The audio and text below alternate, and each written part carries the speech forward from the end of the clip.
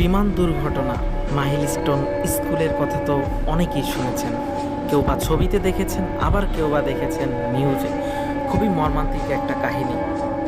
যারা মারা গেছেন তাদের সকলকে আল্লাহ পাক রব্বুল আলামিন তাদের সকলকে জান্নাত নসিব করুক, এবং যারা এখনও হাসপাতালে ভর্তিরত চিকিৎসাধীন রয়েছে তাদের সকলকে শেফা দান করুক আল্লাহ। কিছু বলার মতো আসলে কোনো ভাষা নাই।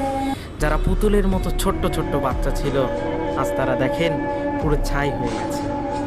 তাদের মা বাবাদেরকে ধৈর্য ধারণ করার তৌফিক দান করুক। একটা কথা ভেবে দেখেন, যারা কখনো আগুন ছুঁয়ে পর্যন্ত দেখেনি, দেখেন আজ তারা আগুনে নৃশংসভাবে বিধ্বস্ত হয়েছে। সব কিছুই সৃষ্টিকর্তার হাতে। হয়তো আমাদের কিছু করার নাই, দূর থেকে দোয়া করতে পারি শুধু। উন্নত জীবনযাপন চাইতে গিয়ে আজকে আমাদের ভাই বোন কত কষ্ট পেয়ে জীবন হারাচ্ছে। আসলে এই বিষয়টা খুবই দুঃখজনক এবং খুবই খারাপ লাগতেছে, যদিও সবই সৃষ্টিকর্তার হাতে। আল্লাহ পাক রব্বুল আলামিন আমাদের সকলকে বোঝার তৌফিক দান করুক, আমিন।